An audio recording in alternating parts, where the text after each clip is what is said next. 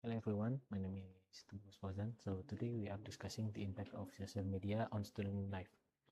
As usage increases rapidly, we identified a growing concern regarding its effect on academic performances, sleep, and mental well-being. Our objective is to analyze this relationship and provide meaningful data-driven insight for the educators and policymakers to help student health. Okay. So what the data set and variables to investigate these matters? We utilize survey-based dataset from Kaggle containing up to 1,000 student records. We analyze the quantitative variables like daily usage, hours, GPA, sleep duration, alongside the categorical factors such as gender and mood. This allows us to see exactly how digital habits correlate with the student daily lifestyle. And then before we do the analysis, we perform rigorous data cleaning. So we remove incomplete records and extreme outliers while standardizing our variable formats.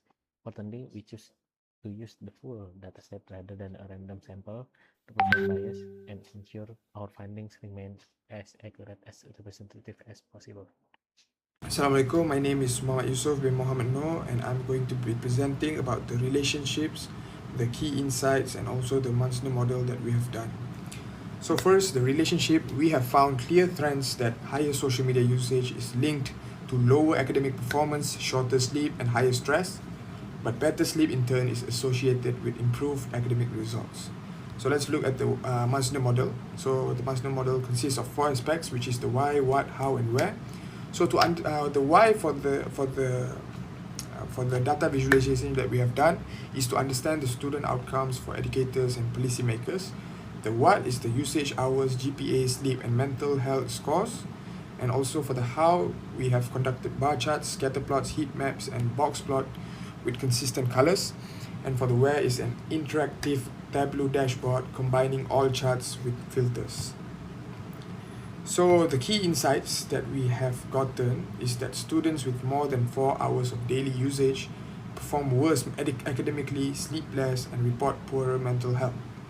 Hypothesis testing confirmed these effects were statistically significant, so we rejected the null hypothesis.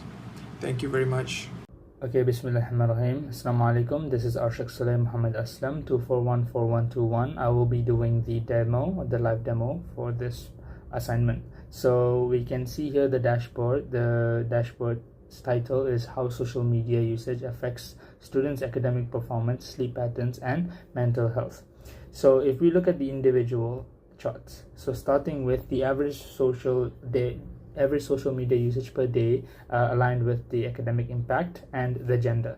You can see here that the gender doesn't really play a critical role, so we don't really have to base off any criteria when it comes to gender. We can see that there's almost a similar level of results when it comes to negative, neutral, and positive impact to academics, and the daily usages are also shown on these graphs, as we can see. Next, we can move on to the relationship between social media usage and sleep duration. So here we use a box plot. Earlier it was a bar graph. So here we have a scattered plot graph, and in this graph we also have the trend line, and we have the different gradients of colors to showcase the different academic levels. So the gradient line suggests that the downward trend line has a higher social media usage is associated with shorter and poorer quality of sleep. Next, we can move on to the heat map here. This heat map shows the health scores or the mental health scores across social media usage levels. So here is very minimalistic. We are showcasing the gradient of the heat map that suggests a higher mental health score, and the lighter the color, it shows a lower mental health score. Alongside that, the label showcases the hours that they use and the social media.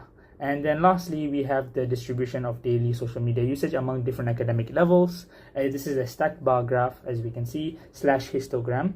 And this showcases the different academic levels in dark blue for graduate, teal for high school, and light blue for undergraduate. And we can also see here at the very right over here, we see that there is an extreme value here because there is only 13 graduate students.